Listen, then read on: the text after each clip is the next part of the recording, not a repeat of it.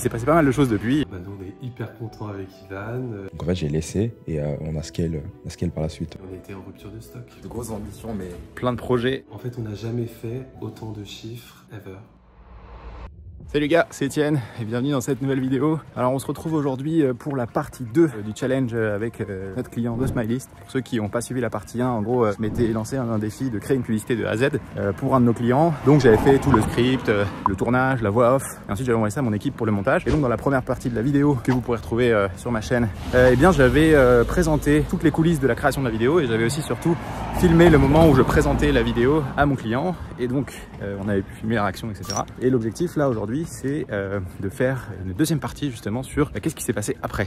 Donc bien sûr quand on filme une vidéo, déjà c'est très bien et c'est cool que le client soit content, mais ce qui est important c'est de savoir si la vidéo a généré des ventes, puisque c'est l'objectif numéro 1 d'une publicité. Donc vu que je suis de passage à Paris, j'en ai profité pour rejoindre Hardy, qui est performance manager chez nous et qui va nous expliquer un petit peu comment il a fait, qu'est-ce qu'il a utilisé comme stratégie d'optimisation de campagne, etc. Donc on a rendez-vous dans un peu moins d'une heure à Paris dans un studio de tournage que j'ai réservé pour 1 heure. Donc on va discuter un peu de tout ça et ensuite on va aller voir du coup The Smilist, alors nouveau bureau, puisqu'il s'est passé pas mal de choses depuis, ils ont eux aussi bien évolué. Voilà, donc je vous tiens au courant de tout ça, je vais filmer bien évidemment toute la journée et puis j'espère que ça vous plaira. Je vous dis à toutes, ciao. Ça n'a absolument aucun rapport avec la vidéo, mais je viens de me rendre compte que le studio dans lequel on a réservé, il est dans le 2e arrondissement, donc juste à côté de là où j'habitais avant. Je vais vous montrer, voilà. Pour ceux qui connaissent, ici c'est la rue des Petits Carreaux, très cool dans le 2e arrondissement, et j'ai vécu un an pas très loin par là-bas, là, rue de Cléry. Voilà, ça fait toujours un petit coup de nostalgie de revenir à Paris. Bon, ça y est, on arrive près du studio. Je devrais retrouver Hardy qui doit être pas très loin. Je vais essayer de le capter. On a retrouvé le H. Arrivé tout droit, frais comme tout, bronzé comme tout. tout droit de Malaga. Putain, c'est énorme, c'est un frigo genre. Ouah, ça c'est stylé. Ah, par contre, ouais, pour passer, faut perdre un peu de muscle. Ou alors agrandir la porte. Bon, je fais des petites intros. Je fais une petite prise de vue avant le rendu. Ça va être assez technique, là on va parler de commerce et de Facebook Ads. Ah oui, je l'avais vu celui-là, il est très cool. Creamy là-bas. Voilà. Et celle-là s'appelle comment? Là-bas c'est creamy, ça c'est navy et celui-là orange. Orange. Ah, nous on va orange, ça match avec nos couleurs. Quand ça va Hardy? Ça va super à toi? Ça va, je suis très content de te recevoir sur cette chaîne. Est-ce que tu sais que tu es la première personne de chez Rhodes à apparaître sur une de... Je suis aussi l'un des premiers employés. Et l'un des premiers, ça. Donc, T'étais là au tout ça début. fait plaisir. Écoute, je vais essayer de faire l'honneur quoi. Du coup. Très content de faire ce petit épisode avec toi. Alors, pour ceux qui ne te connaissent pas, Hardy, est-ce que tu peux déjà peut-être commencer par te présenter, nous expliquer qui tu es, d'où tu viens, ce que tu fais chez Rhodes. Ouais, rapidement. Du coup, moi je suis Hardy Botombé, je suis performance manager chez Rhodes depuis 1 an, mais bientôt 2 ans là. Parce que Rhodes du coup va fêter ses 2 ans dans quelques mois. Globalement, j'accompagne principalement mes clients, donc mon portefeuille client Rhodes, à faire de la croissance, à acquérir plus de clients via tout ce qui est publicité sur les réseaux sociaux, mais aussi grâce à tout ce qui est recommandation growth, donc les accompagner à tout ce qui est l'univers growth du e-commerce et tout ce qui est reco-créa. Donc toute cette synergie-là pour les aider à croître et autre chose quoi. Trop cool. Et donc aujourd'hui, là, donc toi, ça fait 1 an et demi, donc depuis le début que tu es chez nous. Ouais. Tu as eu pas mal de clients différents sous gestion. Et donc là, t'en accompagnes à peu près combien? Là, j'en ai à peu près 3. Okay. J'en ai à peu près 3 sous gestion. Que des e-commerçants, du coup? Que des e-commerçants, okay. Globalement. Et en plus, de très beaux clients. Je crois que j'ai pratiquement que des clients diamants, comme on dit à l'agence, donc c'est plutôt top. Donc des clients très ambitieux, dont le client dont on va parler là, qui est un très ancien client. Très bien. Donc aujourd'hui, l'idée c'est de faire un petit focus sur The Smilist. Donc comme tu le sais, il y a quelques mois, on a fait 2 mois ou 3 mois, je crois, on a fait une première vidéo où donc on avait créé toute la pub de A à Z pour The Smilist. Donc moi je m'étais amusé à faire le script, on avait revu ensemble, j'avais fait la voix off, tout ça. On avait présenté ça à François et Ivan, qui sont les fondateurs de The Smilist, qui est la marque dont on va parler aujourd'hui. Et donc ils avaient bien kiffé, etc. Et la vidéo s'était arrêtée sur la fin de la vidéo. Et donc l'idée c'est de faire une partie 2 pour rentrer un petit peu plus dans le détail, puisque c'est pas parce qu'on fait une jolie vidéo que forcément ça veut dire qu'elle fonctionne. Ouais. Et donc l'idée c'est dans cette deuxième partie de l'épisode de faire un petit peu justement un focus sur qu'est-ce qui s'est passé après. Ouais. Et puis plus globalement, je pense qu'il est intéressant, c'est quand même un expert de la partie Facebook Ads, etc., de creuser toi comment tu t'optimises tes comptes, et donc de donner un maximum de valeur aux personnes qui regarderont cette vidéo. Donc, il y aura un petit screencast en parallèle, donc on pourra mettre des choses à l'écran, etc. Donc, est-ce que ça te va comme programme? On est parti. Let's go. Alors, peut-être pour commencer, Topo. puisqu'on va parler de The Smileyst, est-ce que tu peux présenter un petit peu The Smileyst rapidement? Ouais, alors The Smileyst, du coup, une marque du soin de sourire, donc qui aide, en fait, c'est des produits du coup du soin de sourire, bio, 100% made in France, naturel. Ça a été créé par du coup 2 cofondateurs, donc François et Ivan, et backé du coup par une dentiste qui est dans la famille, donc c'est une marque un peu familiale. Comme tu l'as dit, c'est une marque qu'on accompagne depuis déjà plus d'1 an déjà qu'on a fêté l'anniversaire, et c'est une marque en fait du coup qu'on a commencé en coaching, et après j'en parlerai un peu plus juste après. On a fait croître jusque là. Et juste petit topo, c'est une marque aujourd'hui qu'on peut retrouver soit sur leur site, soit même aux Galeries Lafayette depuis peu de temps, BHV et même Mademoiselle Bio, donc il y a une bonne croissance, quoi. Et depuis ce matin aux US, si je dis pas de bêtises. Oui, je crois que j'ai vu un post de François. J'ai vu l'info qui sont aux US. C'est cool. En vrai, c'est une jolie marque, et surtout ce qui est sympa, c'est que, comme tu dis, ils ont démarré avec nous, je crois que c'était en mai 2023, si je dis pas de bêtises, donc on avait 5 mois, nous, d'existence. Eux, ils ont moins de 2 ans d'existence. En fait, ils avaient déjà commencé un peu avant, mais on va dire, c'est à peu près un an et demi qui sont de l'existence là déjà. Ok. Et du coup, quand ils ont démarré, ils faisaient quoi à peu près comme, tu peux nous donner des chiffres sur chiffre d'affaires, dépenses publicitaires, Ce que je peux dire, du coup, on les a repris en mai, à peu près, mai 2023, donc sur un format différent du format que là on a actuellement. C'était sur un format coaching, le coaching qu'on appelait coaching pépinière à l'époque. Et du coup, en fait, on les accompagne. Donc c'était plus un coaching, donc on n'avait pas la gestion, donc on devait les coacher, leur apprendre eux-mêmes à gérer en fait la gestion. C'était une marque qui, si je me rappelle bien les ambitions, ils dépensaient à peu près 1 000 euros. 1 000 euros par mois de spend pour 4-5 000, faisait moins de 10 000 déjà de CA mensuel, à peu près dans ces eaux-là. Donc c'était encore tout jeune, quoi. C'est encore vraiment tout jeune, mais ils avaient une bonne traction. Ça, on en parlera après. Il y avait vraiment une bonne traction, un bon produit, la marque incarnée par les fondateurs, un beau taux de conversion. Globalement, les métriques e-commerce étaient plutôt bonnes, mais il manquait certaines choses, mais on en discutera globalement. Donc il y avait quand même une bonne base. Commencé, il manquait certaines choses, mais il y avait quand même une bonne base globale, quoi. Donc toi, du coup, c'est pour refaire un peu l'historique, après on va rentrer un peu dans le vif du sujet. Donc les 2 premiers mois, c'était sur un format coaching, c'est ça? C'est un peu plus que 2 premiers mois, je crois que 2 ou 3 premiers mois. 2-3 mois, c'était sur un format coaching. Donc, où c'était plus du coup un coaching où je les aidais vraiment à comprendre la logique, leur donner un maximum de valeur. Mais c'est eux qui paramétraient les campagnes. C'est eux qui paramétraient.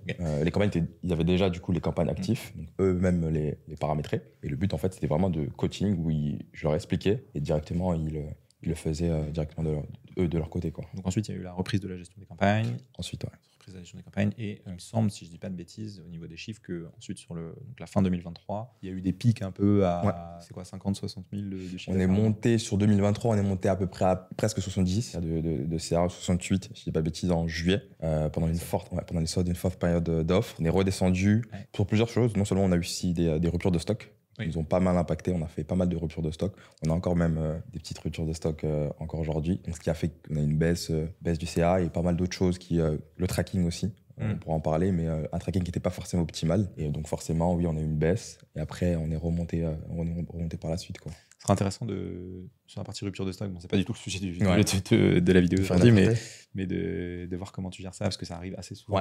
Maintenant, ça arrive, quoi. Parce que Meta, tu me corriges si je me trompe, mais j'ai quand même l'impression que tu as des comptes qui montent graduellement, mais tu en as aussi où d'un coup, tu as une créa qui fonctionne très bien. Ça explose. C'est un peu le cas, et ça explose. Et donc, en fait, tu peux très vite faire du x2, x3, x4, voire plus en chiffre d'affaires. C'est exactement ça. Et donc, derrière, en fait, tes produits, si tu n'as pas le stock.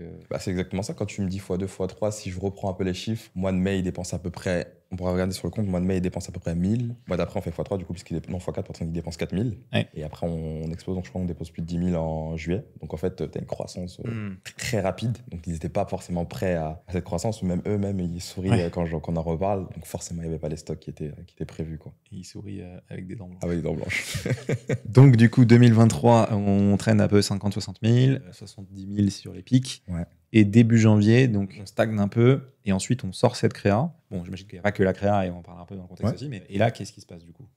Début janvier, comme tu l'as dit, on stagnait un peu plus, c'est-à-dire qu'on stagnait dans le sens où on avait quand même repris un peu un certain rythme de croisière, de croissance, parce qu'on avait des offres un peu en janvier, donc on avait repris quand même un bon rythme, on avait remis en place du coup un bon tracking, donc on avait de meilleurs, en fait, les learnings, en tout cas sur la plateforme, étaient meilleurs que par le passé, donc on pouvait apprendre beaucoup plus, l'algo apprenait beaucoup plus, donc on voyait beaucoup plus ce qui fonctionnait et ce qui fonctionnait pas. Donc on continue du coup dans ce sens-là. La créa du coup, arrive plutôt dans les alentours, si je dis pas de bêtises, c'était avril, peut-être avril, un peu avant, je crois, si je dis pas de crois bêtises. qu'on a commencé à travailler sur le script en mars. Ouais. Mars, avril. On a dû la mettre en ligne. Ouais, mars, avril. Ouais, c'est à peu près comme ça, mars, avril, qu'on la lance. Ça t'étonne un peu et après ça explose, mais si tu veux, on peut en discuter, quoi. Ok, très cool. Et donc, du coup, pour faire un petit teasing avant de rentrer, donc c'est, si je dis pas de bêtises, le mois de mai. Le plus gros mois. Le plus gros mois, ils font 172 000 euros, c'est ça? Le mois de. Ouais, c'est ça. Il y a 2 mois, en fait, on commence déjà à 130, on a 130 000. Okay. Le mois d'après, on dépense encore plus, on fait 70 000. On a plus de stock, donc ça redescend forcément. Et après, là, on essaie de repartir encore à la hausse, quoi. C'est grâce à cette créa ou ça fait partie de ce qui a poussé la marque pendant. Une grosse partie grâce à la créa, parce qu'on pourra la voir, une créa a pris une grosse partie du budget. Donc, en fait, au moment, en fait, tout est arrivé. La créa, le tracking, tout se goupillait pour qu'en fait, ça accélère, quoi. Donc, la créa qui a pris une grosse partie du spend. Il y avait d'autres créas, du coup, que j'ai relancé parce qu'en fait, il y a certaines créas que j'avais arrêté de lancer. Pourquoi? Parce que le tracking était moins bon. Donc, j'ai arrêté, je les ai relancés. Il faut savoir que sur ce compte, l'UGC, le format fondateur aussi, le format storytelling, donc, dont la créa fonctionne plutôt bien. Mais on voyait, du coup, que ça s'est soufflé. Et en plus de ça, j'avais un problème de tracking. Donc, ce que j'ai fait, c'est que on a lancé la créa en question, mais j'ai relancé aussi les anciennes créas qui fonctionnaient bien, avec un meilleur tracking. Et j'ai vu que du coup, en fait, aussi, les performances étaient plutôt bonnes, tu vois. Donc, en fait, j'ai laissé et on a scale par la suite. Et je crois qu'ils ont dépensé 45 000 à peu près. Ouais, si on compte Meta, Google, à peu près 45 000, 50 000. Ouais, donc, c'est quand même une énorme accélération. Ils ont fait genre 45 sur leur spend, normalement, quoi. Globalement, ouais, c'est ça. Et fois, du coup, 25, c'est un peu moins, mais bon, il y avait déjà une bonne croissance. Parce que le mois d'avant, si je dis pas de bêtises, on était à moins de 100 000 le mois d'avant, quoi. Ok, trop bien. Bon, bah écoute, déjà merci pour cette petite intro. Ce que je te propose, c'est qu'on rentre un peu dans le vif du sujet. Ouais. Moi, ce qui m'intéresse de savoir, c'est si on refait la chronologie. Mars, on script, on valide la vidéo, etc. Avril. Donc toi, tu reçois la créa. Qu'est-ce que tu fais à ce moment-là? C'est quoi les premières choses que tu mets? Première étape, ce que je fais, quand je reçois la créa au début, on la valide. Je crois que c'était on avait un premier jet. Et ce que je remarque directement, ce que j'aime beaucoup faire, en tout cas sur ma typologie de compte, c'est d'avoir plusieurs variantes. Là, en fait, on avait une créa avec une variante. Mais quand on regarde la vidéo, en fait, il y a plusieurs bouts qui sont assez intéressants et qui peuvent être découpés. Découpés pour faire plusieurs hooks. Forcément, ça va changer un peu l'angle de la créa, changer le hook. Donc, ce que je fais dès le début, je regarde un peu la vidéo et je dis, OK, d'accord, je pense qu'on peut avoir plusieurs hooks pour lancer la créa avec plusieurs hooks. Et comme ça, on a plusieurs variantes qui nous permettent en fait de voir un peu la créa avec plusieurs hooks. Qu'est-ce qui fonctionne le mieux? Est-ce que globalement ça fonctionne? Est-ce que globalement toute la créa ne fonctionne pas? Est-ce que c'est pas forcément à cause On sait que parfois, juste avec un hook, on peut changer en fait totalement la typologie, la performance d'une créa. Okay. Donc là, le but d'en avoir plusieurs et de lancer dans un de ces vraiment défini, en fait, je peux les comparer comme c'est des créas similaires, mais juste plusieurs hooks ou plusieurs angles, quoi. Donc avant même de mettre la créa telle quelle, tu t'es dit je vais la découper, je vais découper les différentes accroches. Exactement. Les hooks, pour ceux qui n'ont pas la ref, c'est en gros les 3 premières secondes, c'est ça? Exactement. De la vidéo. Pour avoir plusieurs variantes, pour me dire qu'en fait, ok, d'accord, je lance pas juste la créa. En fait, je peux la comparer directement. J'ai 3 créas avec 3 hooks différentes, mais je sais que c'est la même créa, la même structure. Juste pour regarder en fait du coup dans l'ensemble si ça fonctionne ou ça fonctionne pas. Si les gens s'arrêtent plus de scroller, si exactement, il y a des meilleurs. Est-ce que ça fonctionne plus là? Est-ce que ça fonctionne moins là? Est-ce que globalement toute la créa ne fonctionne pas? Donc je sais que globalement la créa. Donc créa découpée en 3 et ensuite tu upload, tu mets ça. Pas directement. Avant d'upload, nous on a un process du coup en interne. Ouais. Pour vraiment correctement namer la créa. Donc ce que je fais, c'est que du coup j'utilise ce process, ce calendrier-là, pour en fait correctement agréger en fait toute la donnée de la créa. Donc j'utilise le process pour vraiment identifier quel angle c'est. Là, c'était plutôt un angle storytelling, raconter un peu l'histoire de la marque. Je nomme un peu du coup quel c'est le concept et autres. Et une fois que c'est ça, une fois que j'ai aimé la créa, j'ai découpé les concepts. Il faut là, à ce moment-là, je peux upload en fait directement sur le compte, quoi. Est-ce que tu nous montres un peu, au-delà du naming, mais tu vois, ce qui est intéressant, c'est de savoir où est-ce que tu as mis la créa, la structure de campagne, ce genre de choses, tu vois, que tu nous détailles un peu. Ouais, je vais vous montrer ça. Alors, juste pour vous expliquer un peu, du coup, il y a pas mal de naming, il y a pas mal de choses qui sont pas forcément compréhensibles. La structure de créa est assez simple, mais en fonction en fait de la typologie du client. Ouais. C'est-à-dire que avec un autre client, j'aurai une typologie assez différente, mais ce client-là, c'est plutôt la typologie qu'on a actuellement. Donc, on a une structure assez simple. On a une campagne de testing. Ouais. Dans lequel en fait, du coup, on va tester les créas. Une fois qu'on va tester les créas vraiment par angle, je vais rentrer dedans à l'intérieur. Vraiment pour tester vraiment les créas, identifier les créas winneuses, donc qui supportent un bon de la dépense publicitaire, des bons taux de performance, des bons taux de hook et autres. Okay. Une fois qu'on identifie que cette créa est winneuse, je la passe du coup dans ma campagne de scaling que je ne vois pas juste ici. Pour vous la montrer, elle est juste ici. la campagne de scaling. Ok. Il faut qu'en fait j'ai la campagne une fois que la créa a passé la phase de testing, je la passe du coup dans ma phase de ma campagne d'advantage scaling, Ok. dans laquelle où il y a beaucoup plus de budget, donc je peux scaler beaucoup plus fort, quoi. Mais c'est que du coup, là-dedans, c'est que des top créa. Des top créa. Ok. Exactement. Tu vois. Donc en fait, la campagne de testing, c'est un peu un filet de sécurité. Tu dis, Exactement. je Donc, pré-teste, en fait, mais ok. Exactement. Donc le fait de pré-tester, ça me permet d'avoir d'un côté ma campagne de scaling dans laquelle j'ai que des top créa. Ok. Je les mets tous vraiment d'un côté. Et de l'autre côté, j'ai ma campagne de testing parce que je peux me permettre et vraiment de pré-tester les créas. Si ça fonctionne, Ok. je peux les passer. Si ça fonctionne pas, je peux la couper, quoi. Et genre, j'ai une petite question de curiosité là, qui me vient, mais en voyant à l'écran, je vois que ça dépense quand même beaucoup la campagne de testing. Là, tu as sur 160 000 euros de dépenses, tu as 50 000, donc ouais, c'est quasiment un tiers, un peu moins, disons 30%. C'est quoi un peu t'as une reco sur ça ou c'est juste qu'eux testent beaucoup et du coup. C'est assez différent parce qu'en fait, mes campagnes de testing sont à la fois du testing et du scaling. Ok. Je vais l'expliquer. C'est-à-dire que quand il y a une règle vraiment qui fonctionne, qui est de tout temps sur Facebook, c'est quand ça fonctionne, on ne coupe pas. J'ai jamais coupé quelque chose qui Jamais coupé. Donc, c'est-à-dire que si ça fonctionne, même si je scale, je ne vais pas couper. Donc, ça veut dire qu'en fait, j'ai à la fois aussi dans. Moi quand je rentre à l'intérieur dans ma campagne de testing, j'ai à la fois, en fait, du coup, des scales.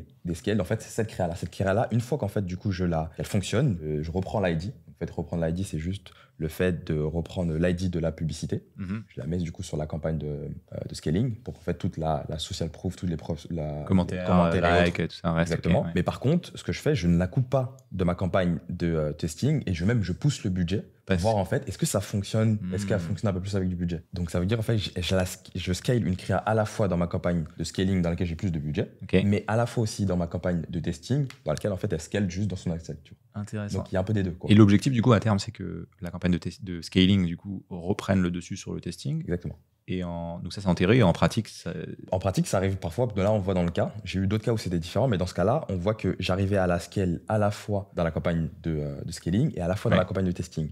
Donc je me dis pourquoi couper en fait dans la campagne de testing, je la laisse en fait, elle scale totalement dans son adset, donc je pousse le budget pour qu'en fait elle puisse en fait dépenser un maximum, quoi. Sachant que si je dis pas de bêtises, sur Meta c'est pas parce que tu as la même créa sur la même audience mais dans deux campagnes différentes que tu auras les mêmes résultats. Exactement. On est d'accord. Exactement, sachant que c'est pas la même typologie de campagne. Là on est sur campagne Advantage, donc c'est une nouvelle fonctionnalité Meta où on laisse beaucoup plus la main à Meta. Là on est plutôt sur une audience broad, plutôt classique.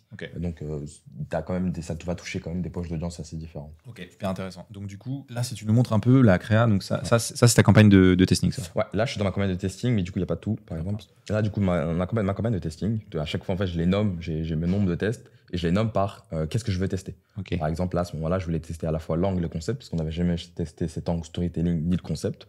Donc je nomme cet angle-là et je renomme aussi du coup quelle est la créa avec du coup quelle est l'audience que j'aurai à l'intérieur. Donc là j'avais du broad, hommes et femmes, parce qu'on touche à peu près les deux, plus 18 et on va vraiment sur le marché français.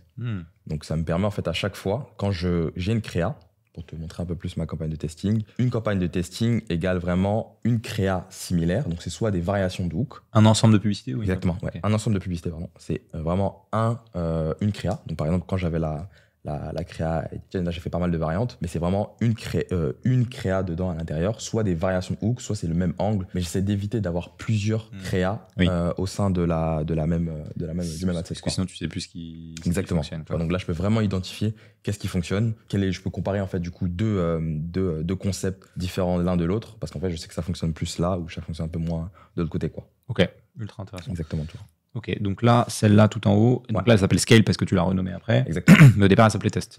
Au départ, en fait, tu vois, c'est mon test 02.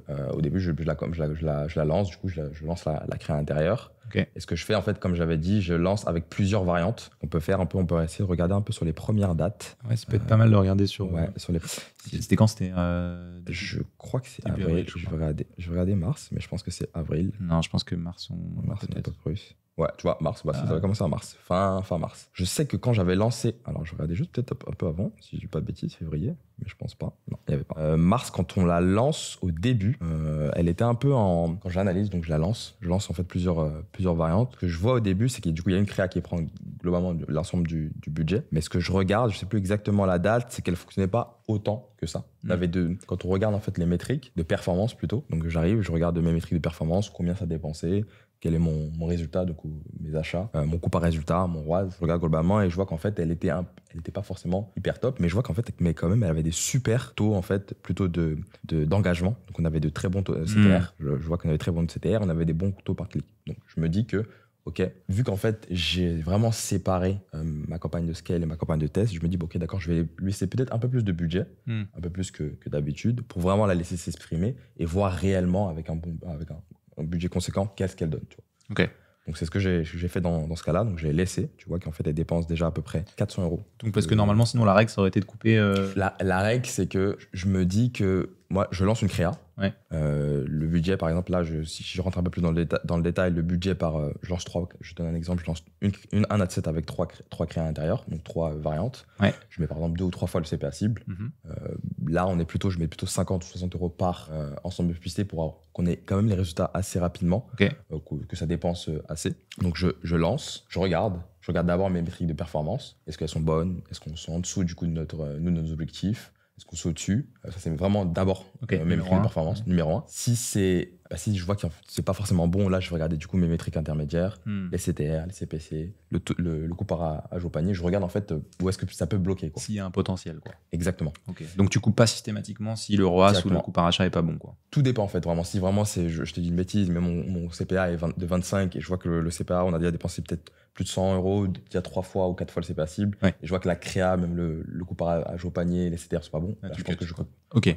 Donc celle-là, elle était au début border et finalement tu t'es dit. Mais je me dis, sachant qu'en plus on avait produit, je me dis, bon, je la laisserai un peu plus de place. Et je me dis, je la laisserai un peu plus s'exprimer. C'est parce que c'est moi qui l'ai faite.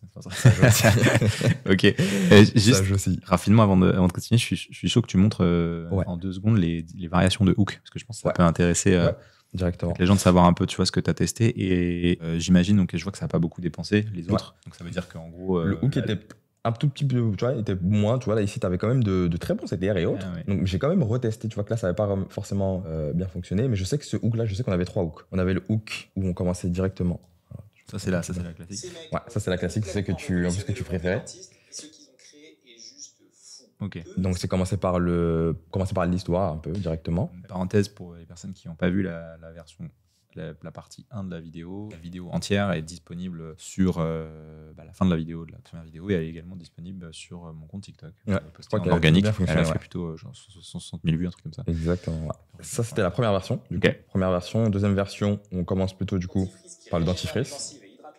Et un sérum qui élimine les taches superficielles et rend les dents blanches en seulement 4 semaines. Ouais. On rentre plutôt par le bénéfice du produit directement. Donc montrer directement sachant que c'est pas quand même le produit phare. Le produit phare c'est plutôt le sérum. Là on parlait du dentifrice. J'ai quand même laissé pour voir en fait qu'est-ce que ça donne de rentrer directement par le produit. C'est intéressant parce que du coup, en fait, typiquement les gens qui voient ça dans leur feed, donc je pense que tu touches peut-être moins de monde. Parce que ça parle de dentifrice immédiatement, tu vois. Mais par contre, si quelqu'un est il est actuellement en train de, je sais pas, d'avoir une réflexion autour de son dentifrice, là, potentiellement, tu le touches immédiatement. Ouais, exactement. Donc, le but d'avoir plusieurs variantes. Et la dernière, c'était toujours la même, mais je crois qu'on avait coûté une partie. Ouais, je crois que là, c'était eux directement. Et je crois que si je dis pas de bêtises, mais de toute façon, quoi qu'il arrive, à chaque fois, je nomme en fait mes créas. Donc, je sais toujours en fait quelle est la différence. Là, je crois que c'est la version short. Donc, quand je mets short, alors que là c'était la version longue, tu vois en fait, donc c'était juste une version plus longue en fait. Et d'ailleurs, même si on avait été, on aurait pu anticiper, et donc moi j'aurais pu tourner par exemple 3 variantes de hook.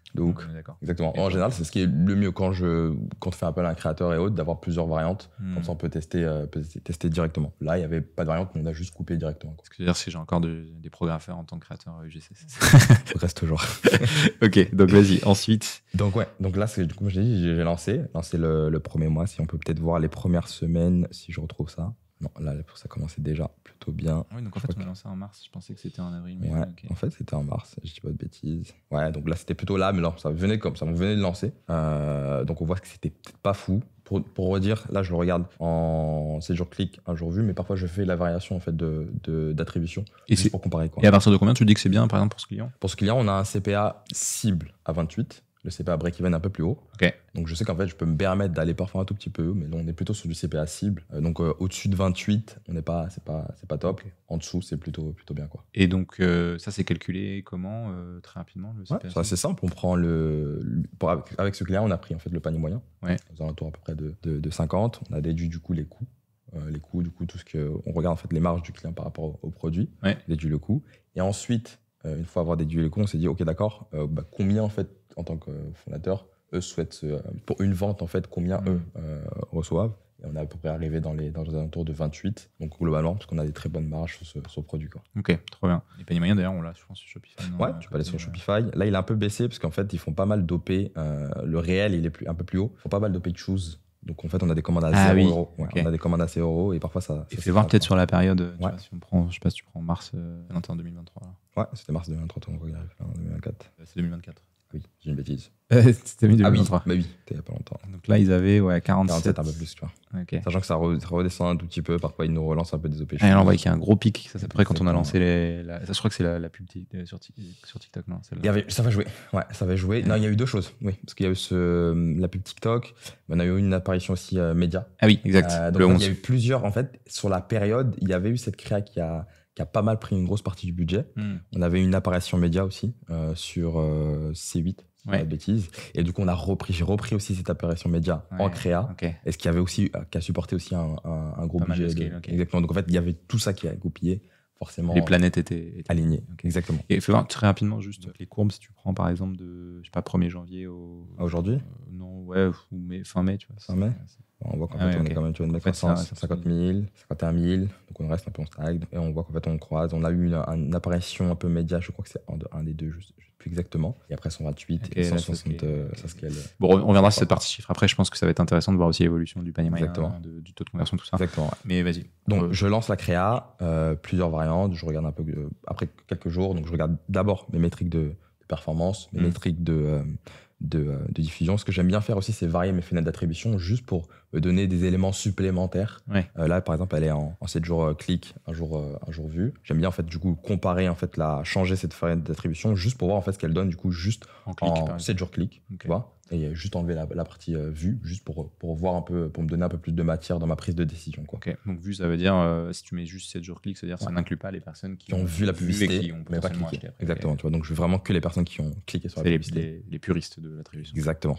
Mais j'aime bien varier, donc avoir des deux, un élément des deux, quoi. Donc elle, là, au début, elle marche pas trop. Là, on voit les coûts par résultat. Ça 27, ROAS un peu assez bas. Et semaine d'après, qu'est-ce qui se passe par exemple? Semaine d'après, tu vois qu'elle prend, je la laisse un peu, je continue de la laisser. Tu vois que derrière, ça va beaucoup mieux. Ah ouais, et donc là, ça va un peu 17, donc elle prend un peu plus de budget déjà. Et les autres, là, les variations, elles prennent pas? Elle dépense pas. Elle dépense pas. Elle dépense pas. Et ce qui est intéressant en fait dans cette stratégie, j'en parle souvent avec mes clients, c'est que notre but, c'est pas que toutes les variations dépensent. Notre but, c'est d'abord de la performance. Donc ça veut dire que si l'algo a décidé de pousser sur cette créa-là et que ça fonctionne, c'est pas très grave si vraiment les autres variations ne fonctionnent pas on ne dépense pas pour le moment. Notre but, c'est pas que tout dépense. Notre but, c'est vraiment d'identifier ce qui fonctionne. Exactement, quoi. Donc on voit que la semaine d'après, ça fonctionne déjà beaucoup mieux. Et sachant qu'on arrive. Et donc là, qu'est-ce qui te fait dire que ça fonctionne beaucoup mieux, par exemple là? Plusieurs indicateurs. Déjà, je regarde là qu'on voit pas, mais plutôt sur le looker qu'on utilise du coup avec les clients. Ouais. Plusieurs indicateurs. Là, il faudrait que je remonte dans les dates, mais je regarde en fait d'abord mes indicateurs macro. Est-ce que globalement, le MER,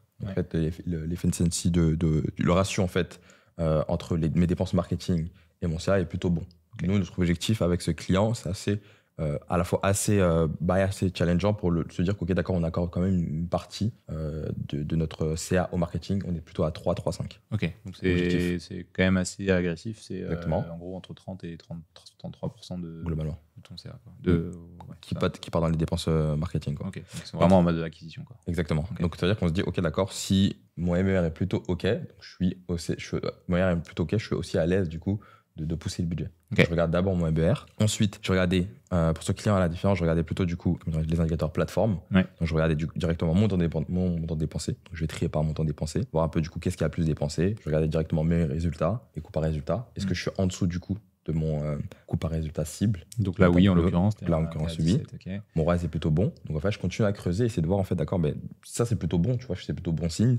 Donc j'essaie de voir du coup en fait, je continue. Ouais. Pardon, j'ai une question sur le ROAS. Je sais qu'il y a toujours un peu de cette confusion sur est-ce que le ROAS plateforme il est fiable. Moi, ce que je réponds à ça, c'est pas trop pour faire pour globalement piloter ton chiffre d'affaires, etc. et vraiment piloter ton business. Par contre, toi, du coup, j'imagine que tu as quand même un historique sur le compte de ce qui est un bon ROAS. Donc là, par exemple, si tu vois 3, ouais. Toi, par rapport à ce qu'il y a historiquement, c'est bien sur le compte? Bah, historiquement, j'ai mon CPA break-even, j'ai aussi mon ROAS break-even. Okay. Je sais que ads, Facebook ads. Ouais. Okay. Je sais qu'en fait, globalement, sur un panier moyen de temps, je sais qu'ils perdent de l'argent en dessous de un ROAS d'un point, je sais plus exactement, mais je sais que j'ai mon ROAS break-even. Donc, Techniquement, le ROAS, je le vois beaucoup plus comme un indicateur, pas absolu, mais un autre indicateur en plus qui me permet de prendre des décisions. Tu vois. Donc, si je suis en dessous de mon ROAS break-even et que le CPA ne vont pas, bah là, je ferais peut-être plus d'avis de couper au sein de la plateforme. Et là, en l'occurrence, on était plutôt bon, quoi. Donc, c'est pas un indicateur absolu, mais qui va prendre quand même, qui va t'aider à prendre ta prise de décision. Tu connais mon avis sur le ROAS. Mais... Exactement. Et donc, vas-y. Après. Donc, je continue. Donc, je vois que ça fonctionne plutôt bien. Donc, je regarde. Je vois que les coûts de diffusion sont un peu plus chers, mais que, en fait, globalement, en fait, la créa, quand je regarde par exemple les hook rates, les CTR et les CPC, ils sont plutôt bons. On voit que la moyenne sur un compte, c'est plutôt un bon hook rate, c'est plutôt d'être au-dessus de 30, voire 40, c'est déjà très bien. Là, on voit qu'on était à 42 au global et qu'on était sur des très bons CTR. On voit que ça cliquait pas mal. La créa avec l'air de plutôt, les gens avaient plutôt l'air d'interagir avec la créa, quoi. Ça, c'est ouf. En vrai, c'est quand même des bons, très bons taux de clic. Ouais. Moi, j'avoue que j'avais une crainte quand j'ai sorti la créa, c'est que je me suis dit, c'est une créa qui fait très organique, très storytelling, etc. Est-ce que ça va vendre en pub? Et du coup, c'est d'ailleurs un peu la question qu'on se pose, c'est est-ce que le storytelling fait vendre en pub? Moi, ce que j'aime bien faire, c'est les comparer par exemple à la moyenne du compte. Tu vois, en fait, là, par exemple, je regardais les CTR globalement de cette créa par rapport à la moyenne du compte. Est-ce que je suis au-dessus de mes... est-ce que les CTR de cette créa, par exemple, est au-dessus de la moyenne du compte et est-ce que c'est en dessous de la moyenne du compte? Est-ce que mes CPA, est-ce que mes coûts par ajout au panier sont au-dessus ou en dessous de la moyenne du compte? Et ça, en fait, c'est plein d'éléments qui me permettent de dire, OK, d'accord, en fait, c'est en dessous de la moyenne du compte. On a peut-être un winner, quoi. Ou au-dessus de la moyenne du compte. Si c'est au-dessus de la moyenne du compte, j'ai peut-être un winner. Si c'est en dessous de la moyenne du compte, je me dis, en fait, je suis en dessous de la moyenne du compte, donc je vais peut-être pas forcément lui donner plus de budget alors que je suis en dessut de la moyenne du compte, quoi. Ça pourra difficilement faire mieux, quoi. C'est ça. Exactement. Et donc là, en l'occurrence, tu étais à combien si tu reviens sur la créa? La créa uniquement, Ouais. t'étais à... Donc en fait, sachant que là, tu la lances, mais j'avais lancé plusieurs créas, mais juste ici, donc tu étais déjà à 200, 250 euros. Et en CTR, ça donnait quoi? Donc taux de clic? T'es à 7. À 3.7. 3.7. Et donc 3.57. la moyenne du compte, c'était...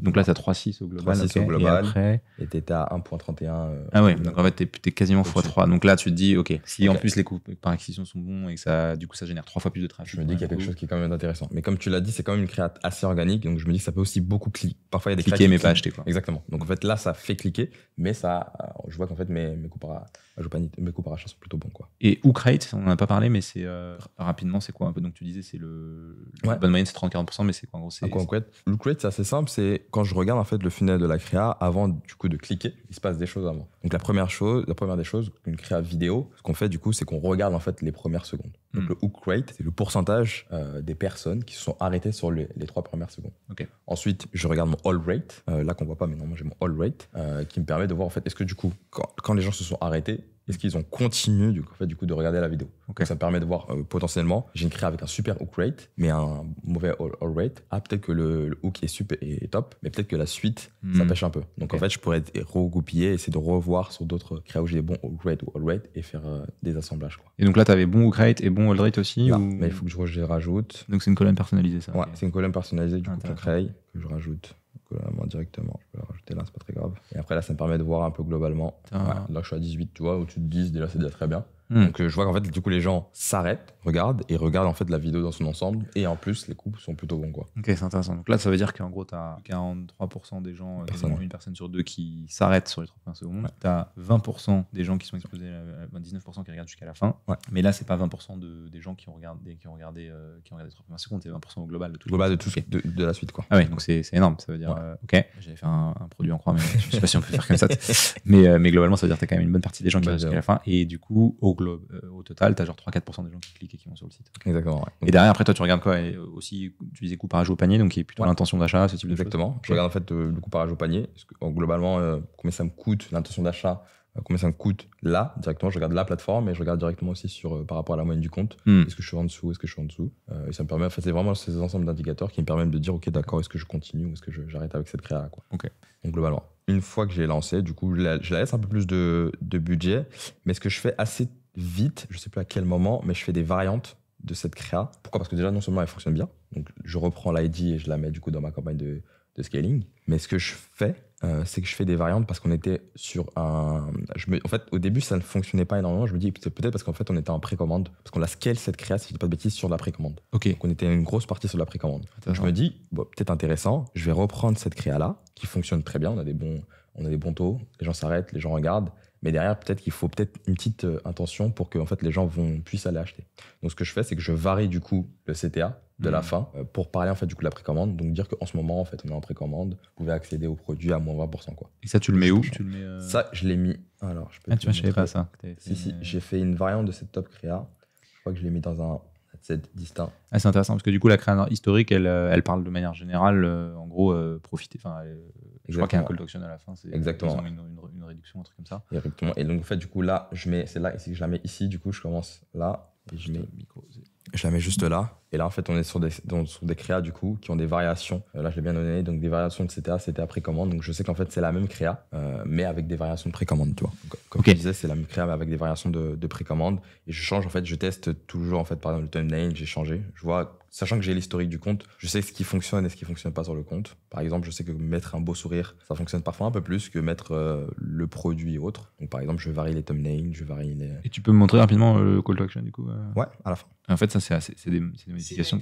Donc, c'est la même créa, mais juste par contre, à la fin, je lui ai juste dit qu'on est rupture de stock, ouais, exactement. victime de son succès. C'était juste à la fin, on avait un autre précommande, on avait une autre, etc. Et donc, juste changer. Et le fait, en fait, donc ça m'a permis de scaler encore cette créa-là sur de la rupture de stock. Et ça, du coup, c'est assez facile à faire. En montage, c'est juste, tu changes. Franchement, j'ai dit au monteur, il a juste changé et c'était assez rapide, quoi. Trop bien. Ouais. Donc, en fait, à partir d'une même créa, si tu sens qu'elle fonctionne, tu peux la décliner en plein de choses. Pour plein d'objectifs différents. Ouais. Ce que je fais, en fait, dès que je reçois, là, je l'ai décliné, j'ai décliné les hooks, j'ai décliné le thumbnail. Ce que je peux même faire, par exemple, et là, c'est ce que je fais souvent en ce moment. Thumbnail, c'est la vignette, c'est ça? Ouais, c'est la vignette. C'est, on va dire, avant que, du coup, que la vidéo se lance, il y a une petite vignette qui arrive. Et parfois, on voit qu'en fait, ça a quand même une influence sur le taux de clic. Okay. Donc, entre deux vignettes, ça peut quand même avoir une incidence. Donc, ce que je fais, c'est que je varie ça. Et en ce moment, quand une créa aussi très bien performée, plutôt bien, ce que je fais, c'est que je fais ce qu'on appelle une DCT. C'est que je donne la créa à Meta et je varie avec plusieurs hooks. Donc c'est-à-dire que c'est la même créa, mais avec plusieurs hooks, plusieurs titres. Et je lui lance, je laisse à l'algorithme le fait de choisir en fait quel est le hook, quel est le titre, quel est le... Tu peux juste nous montrer pour ceux qui ne sont pas très familiers avec les concepts sur une créa, c'est quoi en gros, juste visuellement, où sont les éléments que tu fais varier? Ouais, par exemple. Donc la vignette, c'est ce que tu mets tout à l'heure, le sourire par exemple. Exactement. Par exemple, là, on sait que c'est... tu as plusieurs variantes, donc à chaque fois j'identifie, ok d'accord, quelle est la variante, je peux cliquer. Et donc ça c'est... Ah oui, donc c'est avant de faire play, c'est ça? Exactement, avant de faire play. Donc là en fait, là j'avais joué sur... Je me suis dit, il y avait un élément assez intéressant, il y avait de la preuve sociale de où est-ce qu'avaient travaillé du coup les fondateurs. Donc je me suis dit, ok d'accord, je vais peut-être utiliser ça comme vignette, tu vois. J'avais utilisé aussi du coup le sourire d'une femme. Je me dis peut-être un sourire, ça peut aussi en fait le fait que tu aies un sourire, ça peut peut-être en fait arrêter les gens quoi. Et pareil, là j'avais joué plutôt sur donc ça c'était deux sourires différents et là c'était plutôt une vignette sourire toujours en fait. Donc en fait et là tu vois sur les périodes d'après, ça va commencer déjà à dépenser et j'ai vu qu'en fait c'est plutôt l'aspect sourire qui fait arrêter un peu plus quand tu compares non seulement les hooks, mais quand tu pars surtout les CTR quoi.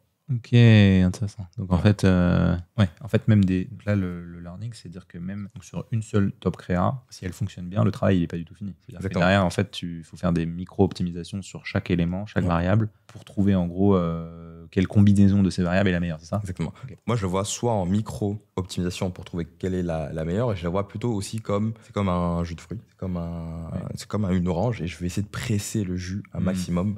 Donc pour presser le jus un maximum, je vais tester pas mal de choses. Et donc d'essayer de presser le jus soit sur le thumbnail, soit sur le hook, soit sur le copy. Donc j'essaie de presser le jus un maximum et après de scale tout ça. Quoi. Et donc du coup là, ce qui fonctionne moins bien, tu cut, c'est ça? Ouais. Quand ça fonctionne moins bien, je cut. Quand ça ne dépense pas. Tout en ayant la top créa qui continue de dépenser. De dépenser, tu vois. Je l'arrête pas. Donc en fait, ce que je fais, je pousse le budget. Une fois que ça fonctionne, déjà, comme je l'ai dit, je reprends la ID, je la remets dans ma campagne de scaling. Mais ce que je fais, je ne coupe pas directement en fait la créa. Si je peux voir la créa qui avait dépensé là. Donc j'avais déjà mis en fait du coup dans ma campagne de scaling, mais j'avais aussi, je l'avais gardé du coup, tu vois en fait un peu comme je te l'ai dit avec scale dans ma campagne Advantage et dans ma campagne de testing. Donc je l'arrête pas, je la lance et je continue de voir ce que ça peut donner. Quoi. Trop bien. Et donc du coup après en augmentation budgétaire, ça se passe comment? C'est quoi un peu ta règle? Tu vas franchement, tu vas progressivement, parce que je sais qu'il y a plein de mythes autour de période d'apprentissage, il fait les plus 15-20%, etc. Tout dépend. Honnêtement, tout dépend du compte, du client, de son agressivité. Là, je suis plutôt dans... Parfois, je suis très agressif. Je peux faire un x2 directement sur le budget.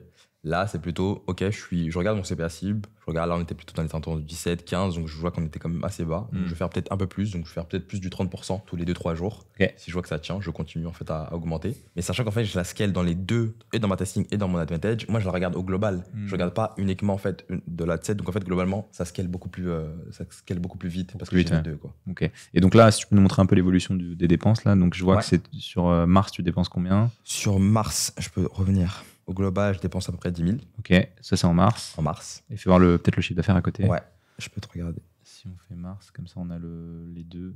Ouais. Donc là, tu as 10 000 pour 10 000, 72 000. Ok. 72 000. Le ratio est vraiment Plutôt bon. bon. Là. Ouais. Ok. T'as une Ça, c'était course avant scaling. Avant, Ça commence déjà en fait. Tu commences déjà vers le. Ah oui. Voilà, tu commences, si je dis pas de bêtises, soit tu as eu. ça, je crois que c'est le pic organique, ça. Pic organique, ouais. c'est C'est le pic organique, mais je crois ça, que là, c'est l'apparition média. Donc, tu as l'apparition média et l'apparition média qu'on reprend après. Peut-être mai, février avant, comme ça on a un point de référence avant cette période-là, juste février. Ouais, donc tu as combien? février, 51 000, ok. Et en, Là, c'est un peu plus. C'est aussi un peu plus, quoi. et en spend, dépenses. t'as quoi? Sachant qu'il y a du Google aussi un peu, Ouais. mais c'est majoritairement. Majoritairement, si je dis pas de bêtises. Février, on est sur du 9 000, entre 9 Ok, 000 et 10 000. donc 9 000 pour 5 000, ouais, t'es à 1 pour 5 à peu près. 9 000 pour 50 000, pardon, t'es à 1 pour Ouais. 5. Après, je continue. Là, on voit que les CPA sont beaucoup plus hauts, mais ce que je regardais à un moment, en fait, tu vois que là, c'est beaucoup plus haut. Ouais. Je regardais beaucoup plus mon MER. Tu vois, en fait, là, mon MER est plutôt bon. Pourquoi? Parce qu'en fait, le tracking n'était pas bon. Ah, Je t'ai ok. dit, le tracking n'était pas bon. Quand je regardais en fait mon ratio dans mon. On regarde souvent, on n'avait pas encore installé ce qu'on appelle le tracking server-side. Ouais. Donc en fait, une fois qu'on a installé tracking server-side, j'avais beaucoup plus d'événements de conversion qui remontaient en fait sur Meta. J'avais moins d'événements de conversion qui remontaient sur Meta que sur Shopify. Alors que ça, c'est pas normal. Ouais. Ça rend le double, quoi. Donc c'est pas une légende, le server-side. Exactement, ça ouais. marche, ok. Donc on a mis en place et donc ça a beaucoup aidé, quoi. Donc février, 9 251 000 euros de chiffre d'affaires. Si tu Ouais. passes sur mars, donc on avait dit à peu près 10 500, je crois, pour 72 000, ça, 71 000. C'est ça, exactement, globalement. Ok, 72 000, donc le ratio est encore Ok. meilleur et donc on commence à. Exactement. C'est bon. Les choses commencent à bien s'améliorer. Ok, Et ensuite, on a avril où on commence déjà pas mal à décoller. là ça scale un peu. Ça scale un peu, Ok. donc on double, on fait Même point, plus, hein. même plus un peu parce que T'es à 25 000, ouais. Et on continue. Et tout attends, en tu maintenant. fais en chiffres du coup ce que ça donne. Ouais. Avril, t'es en. Avril, je suis à 126 si je dis pas de bêtises. Ah ouais, 126 à peu près. ok. Ouais. Donc, Les ratios déjà sont bons. sont toujours bons, c'est 25 x 5 toujours à peu près. Ouais. Je crois que le MR est plutôt de 4, au-dessus de 4. Ah oui, parce qu'il y a Google. À chaque Ouais, fois, exactement. Ok. Il y a Google et Pinterest. Ah, il y a Pinterest, ok. Et Pinterest, donc il faut rentrer ça aussi dedans. Exact. Mais le ratio est plutôt bon. Tant que le MR est plutôt bon, nous on continue. Mais du coup, là, Et tu lâches les chevaux, quoi. Je lâche faux, mais là, en fait, tu vois, on a la créa, on a aussi les créas d'apparition TV. J'ai relancé les anciennes top créa et on voit qu'en fait, tout ça se goupille Tout se et, goupille bien, ouais. et je scale. Donc là, tu as 45, quasiment 46 000 euros de spend et ils font Ouais. combien en CA? Ils font 172, je crois. Non, Ah. je fais une petite bêtise. 72, sachant Ouais. que on est sur une rupture de stock qui arrive. En fait, ça rebaisse et on n'a pas pu en fait aussi scale là autant que je voulais parce qu'on a plus de stock. Donc en fait, forcément, ça a baissé et donc on a dû, tu vois, on voit même la visite qui redescend. Ce qui est En fait, ouais. parce qu'on n'avait plus de stock, c'était plus compliqué. On a tenté quelque chose, je crois, juste à peu près à ce moment-là, de faire de la rupture de stock, mais sans incentive. Ça veut dire sans offre. Ah oui, ça allait genre autant. pas moins 20%. Rien du tout. Ok. Et je crois que c'était à peu près à ce moment-là ou un peu après, et ça n'avait pas fonctionné autant Ok. que je voulais, quoi. Bon, ça reste quand même un très beau mois par rapport Exactement, ouais. à ce qu'on a historiquement, quoi. Et du coup, après, ça redescend. Juin, on n'a plus de stock, donc on a un peu, on redescend, mais on reste Ok. comme dans. Notre objectif avec cette marque, c'est d'aller faire plus d'1 million. Donc on est quand même on est plutôt bien Sur la traîne traîne sur 2022. 2024. Exactement. Ouais. Ok, écoute, super Ouais. intéressant.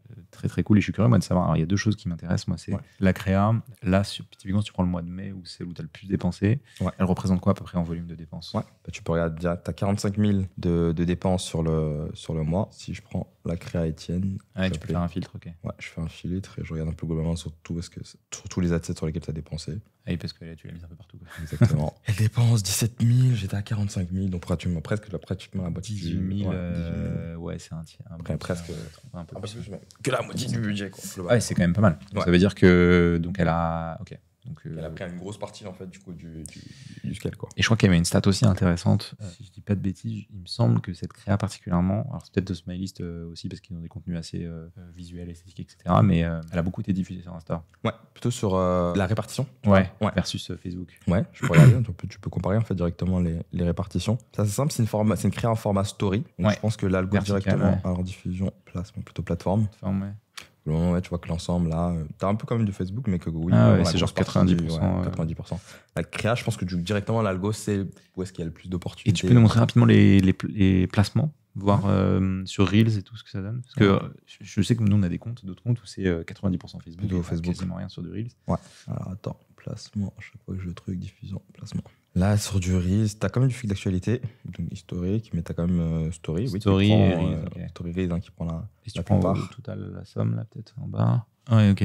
Donc t'as Stories plus Reels. Donc ouais, donc les deux 6000. Là, c'est 33%. Ouais, un tiers. Quoi. Tu vois, mais t'as d'autres typologies où c'est vraiment que du Facebook. Là, t'as plus quand même du C'est intéressant. Donc en fait, sur la typologie de créa, je pense que vu qu'elle était un peu organique, très storytelling, etc., l'algo a dû comprendre que c'est le type de créa qu'il faut diffuser à cet endroit-là parce que ça se marie bien dans le reste de contenu.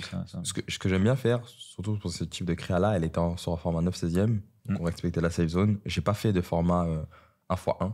Donc en fait, elle est directement en carré. Ah, donc t'as un peu forcé. Donc j'ai forcé oui, non, parce que maintenant, directement l'algo, quand c'est un format feed, quand on clique dessus, ça apparaît en format 9/16e. Du coup, en fait, t'as un peu un format 1x1 qui redevient un 9/16e quand le clique dessus. D'où l'importance de la vignette. Quoi. Exactement, ouais. Ok, écoute, Hardy, c'est super intéressant. Il y a plein d'éléments super tangibles, super concrets. Est-ce qu'il y a d'autres petits apprentissages, conseils ou autres que tu as tirés de cet exercice avec Smilist? Ouais, surtout, la première chose, c'est un peu ce que j'ai dit, c'est avec les typologies du compte, ça s'y prête parce qu'on dépensait déjà quand même pas mal. Le fait d'attendre. Donc, c'est-à-dire de dépenser, mais de regarder bien ses learnings. Je te dis une bêtise, mais si cette créa-là, je l'avais directement mis dans une campagne de scaling et j'ai vu qu'elle prenait déjà une partie du budget et elle commençait déjà à casser mon scaling, peut-être potentiellement que je l'aurais coupé. Là, le fait d'avoir séparé mon scaling au testing, ça me permet de correctement identifier les choses. Deuxième chose, pas hésiter à faire des variantes de ce qui fonctionne pour presser un maximum le jus de la créa, donc que ce soit du thumbnail et autres. Et surtout reprendre en fait, moi j'ai fait des variantes en fonction de ce qui fonctionnait déjà sur le compte parce que j'avais déjà des apprentissages, ça fait plus d'1 an. Donc de pas hésiter à reprendre ce qui a fonctionné par le passé sur le compte, donc en termes de copie et autres, et de les réutiliser là sur la créa. Et globalement, ouais, c'est ça, de lancer, Et après, si ça marche, faut y aller quoi. Faut appeler Rhodes, quoi. Et en termes de budget, toi, tu vas. Je suis pas confiant. Parfois, ça dépend. Ouais, tout dépend, mais ça peut être très agressif. Parce que je sais qu'il y a moi, ça, historiquement, maintenant beaucoup moins, parce qu'on a quand même beaucoup de recul et tout, et on sait que en fait, tu peux scaler assez fort et assez vite sur Meta. Mais historiquement, j'avoue que j'étais plus dans une logique de me dire, j'ai peur si je fais x2, en fait, que le CPA s'écroule. Moi, quand ça tient, tout dépend, en fait, comme je te l'ai dit, de la typologie du client. J'ai un client avec lequel je suis beaucoup plus agressif parce qu'il souhaite être beaucoup plus agressif. Donc, on teste. En fait, je pense que c'est comme toute chose, il faut tester. On fait un x2, si ça tient, on continue, tu vois. Donc en fait, peut-être que sur cette typologie de compte, ça fonctionne, mais le x2 sur une autre typologie de compte, sur un autre marché, peut-être ne fonctionne pas. Là, on est quand même sur un marché très très large qui peut toucher tout le monde. On peut être très agressif sur les budgets et on voit que ça tient, quoi. Trop bien. Bon bah écoute, je pense qu'on a fait pas mal, on a couvert pas mal de sujets. C'était bien complet, bien détaillé. Et du coup, c'est cool de voir aussi que une fois que en fait t'as produit une créa, le travail sur la partie média fait que démarrer en fait. C'est-à-dire que derrière, t'as plein d'itérations et même si ta créa elle est bonne, bien savoir travailler autour d'elle, la décliner, la squeezer un peu comme tu dis, comme une orange. La presser. La presser, c'est en fait ça joue tout autant que d'avoir une bonne créa, quoi. Donc trop cool. Merci beaucoup, Hardy. De rien. Écoute, avec plaisir. Puis on va enchaîner, hein. Ouais. Allez. Bon alors Hardy, ouais, débrief. Qu'est-ce que t'en as pensé de cette petite expérience? T'as pas aimé? T'as pas aimé? Premier enregistrement studio. Franchement, c'était top. T'as kiffé? Ouais, le cadre était sympa, les questions. L'autre était sympa. L'autre était sympa, ouais. Bah, je le connais un peu, il est. L'autre était sympa et franchement, c'est des sujets que je maîtrise, donc c'était top, quoi. Oh, c'est cool, en espérant qu'on Des beaux rushs. On aura des beaux rushs. Et le lieu, t'as kiffé? Ouais, franchement, je connaissais déjà un peu. Ah, t'étais déjà venu? Toi, tu les as vus sur les réseaux. Ouais. Je connaissais déjà. Okay. J'avais déjà rencontré. J'avais déjà rencontré Yomi une fois. Ouais. J'avais déjà vu un peu le lieu et autres. Et franchement, c'est top. Je crois qu'il est. C'est un très très beau lieu. Et ça croît plutôt bien, quoi. Bah là, il disait qu'ils ont ouvert plusieurs espaces à Miami, etc. Ouais. Bon, écoute, Hardy, là, on a rendez-vous avec The Smilist, justement. Il est 14h, donc on a un petit peu de retard. retard, mais On va à 14h. on va y arriver. Et donc pourquoi on va les voir? Parce que bon, ils ont un projet un peu top secret dont on ne peut pas encore parler, pas spoiler. Et du coup, ils veulent faire un rendez-vous business avec nous pour parler notamment des chiffres, etc. Et vu qu'on est à Paris, on leur a dit qu'on allait passer les voir. Donc bien évidemment, on a préparé plein de choses. Hardy est arrivé mais surpréparé. Non, blague à part, on n'a pas grand chose, mais ils nous ont pas donné beaucoup d'infos non plus. Donc voilà, une petite heure de prévu. Et ensuite, on va découvrir. Je crois qu'ils ont des nouveaux bureaux depuis longtemps. Pas encore vu. Bon bah très cool. On va découvrir ça ensemble. Allez, let's go. Ah, Bertie Bref, c'est là-bas. C'est là-bas. Stylé ici. Boîte parisienne. Sympa. Bah surtout, ça fait petite ruelle. C'est rare d'avoir des petits passages comme ça privés en fait. Bon, on a clairement 30 minutes de retard, mais on arrive. Ah, je reconnais le petit logo ici là. Petit logo, toc. Bonjour. Salut François. Comment tu vas? Ça va et vous? La forme? Bah ouais. Ça va. Magnifique. Moi, c'est pas terminé à fond. Incroyable. Déjà, c'est The Smilist. Tout blanc. Ah ouais, Ah vraiment, ouais. c'est tout blanc quoi. Trop bien. Donc là, ça va être voilà, ici où on est là avec Ivan. Ivan est là, moi je serai au milieu, il y aura Pauline à droite. Trop bien. Voilà. Voilà, c'est pas encore terminé, mais Wow. salle de réunion. Salle de repos. Voilà, de repos, réunion, tranquille. Donc c'est ici que tu tournes les. Voilà, je tourne les vidéos. ici et je mets des visuels derrière. Ah, c'est canon, en tout cas c'est super lumineux, super blanc. Puis là il y a vraiment des bonnes vibes je trouve dans cette pièce. On se sent bien ici. Ouais. Vous étiez où avant? Chez nous. Ah, c'était vrai. Donc on n'a pas pour terminer, là on fait un cachet.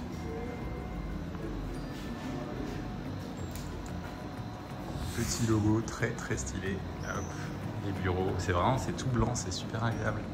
Alors là je pense qu'ils sont fermés mais grande vue sur les toits de Paris, c'est assez cool. Couleur de Smilist, hein, tout blanc. On l'a reçu, mais c'est pour.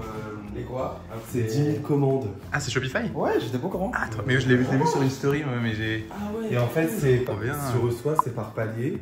Et là, nous, on avait fait 10 000, mais je sais pas quand. Et ils nous ont dit. Avril, Ouais. Et on est hyper. Voilà, Putain, c'est trop notre- bien. C'est notre premier prix. C'est lourd? Ah ouais. Ah oui quand même. C'est bien. Je savais même pas qu'ils faisaient ça, tu vois. Ouais, ils le font, il y a des paliers et tu montes. Je connais pas. François, du coup, moi je voulais prendre juste un petit moment. Donc en gros, on a fait un tournage juste avant avec Hardy. Où on a décortiqué un peu ce qui s'est passé dans le compte. Et du coup, suite à la créa que vous avez faite, tu sais, la vidéo storytelling, fondateur, etc., on commence à évoluer. Et moi, je voulais profiter du fait qu'on soit là déjà par un peu ton retour d'expérience sur cette collab. Bah nous, on est hyper contents avec Ivan. Cette vidéo, elle a hyper bien marché. Ouais. Vraiment, ça nous a fait scaler de fou. Donc, un grand merci pour la vidéo. Est-ce que vous y croyez quand vous l'avez vu la première fois ou pas? Ah bah, on savait qu'il y avait un potentiel. Ça, Ok. c'était sûr parce que quand une vidéo, elle est bien montée, il y a un bon storytelling derrière, il y avait toutes les bonnes informations. Enfin, c'était concis, c'était très clair. Donc, forcément, ça nous a plu. Ça s'est vu pendant la vidéo. Non, on savait que ça allait fonctionner. Donc, il n'y a pas de surprise, mais il y a de la surprise quand même. Ouais. Mais on est très contents. Ça Très, donnait- très contents. Ça donnait quoi si tu communiques un peu des chiffres? Bon, on les a, mais dans les grandes lignes, je suis curieux de savoir un peu l'impact que tu vois, parce qu'on a quand même fait x3. Ah bah, x4, l'impact, ça. en fait, on n'a jamais fait autant de chiffres ever. Donc c'est le plus haut qu'on ait jamais réalisé. Donc comme quoi, ouais, il suffit d'un asset qui soit bien fait Ouais. là, pour que ça marche. Et vous l'avez vu niveau stock, commandes, enfin, tu sens quand il y a plus de commandes que d'habitude? Je veux dire, dans le business du quotidien.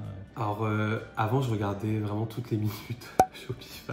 Aujourd'hui, je prends un peu plus de recul. Mais T'as les notifs là, les petits. oui, je les ai enlevés. Ouais.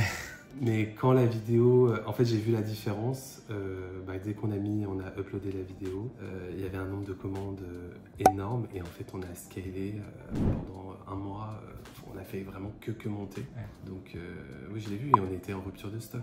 Donc rupture de stock sur rupture de stock. Donc c'est dur pour nous parce qu'on a dû un peu s'organiser en interne pour Ouais. faire toutes les commandes, mais c'est une très bonne nouvelle. Alors, tu m'as dit que vous avez travaillé sur des précommandes aussi. Précommande, on a dégainé les précommandes après. Et rapidement, et après je te parle pas plus longtemps, c'est quoi un peu les grands projets de Smilist là, que vous avez Alors, il y a beaucoup de projets, mais secrets, donc je peux pas en parler. Il y a des très belles choses qui vont arriver en 2025, notamment notre développement à l'international, aux États-Unis, au UK, de nombreux développements produits aussi pour répondre à la demande qui est quand même très importante. Et voilà, plein de surprises, mais on se reparlera en 2025. Trop bien. Voilà. Bah, merci beaucoup. Bon alors Hardy, qu'est-ce que tu as pensé de ce meeting? Je savais pas que c'était la première fois que tu le voyais en... Ouais, ça n'a pas plu. Bah, pourtant, parce qu'on n'est pas très loin. Et ça fait, ça fait plus d'un an que tu bosses avec eux. Et... Ah, c'est cool en vrai. La beauté du télétravail, mais franchement sympa. Sympa, on a vu, on a parlé de tous les chiffres, de grosses ambitions, mais... Plein de projets. Ouais, on garde ça secret. Certains top secrets. Secret, mais franchement, c'est top. Je pense qu'on va aller loin avec ça. Ouais, trop bien. Moi, je suis content ouais, d'avoir fait un peu ce déplacement, le meeting, et surtout de... En fait, je pense... Moi, ce que je trouve très agréable, c'est bien évidemment, on a les chiffres, mais c'est de voir l'impact concret. Typiquement, là, ils ont pris des bureaux, ils sont en train de recruter quelqu'un, ils prévoient pour 2025, ils ont augmenté leur nombre de commandes et tout, genre des commandes de produits et tout, donc ça, c'est cool. Tu vois, t'as vraiment l'aspect tangible. Je crois qu'on est arrivé au bout. Hein. Merci Hardy. De rien. Je dis un petit ciao à la caméra et on se retrouve plus tard. Tous. Allez, ciao. Et en plus, ils nous ont offert des petits produits. Tu les as déjà testés ou pas? Ouais, franchement sympa. Fais voir, souris. Sur les dents. Ouais, c'est vrai. On voit que j'ai mal j'avoue, on a vu que le haut du sourire timide. Ah, là on voit. Là on voit mieux là.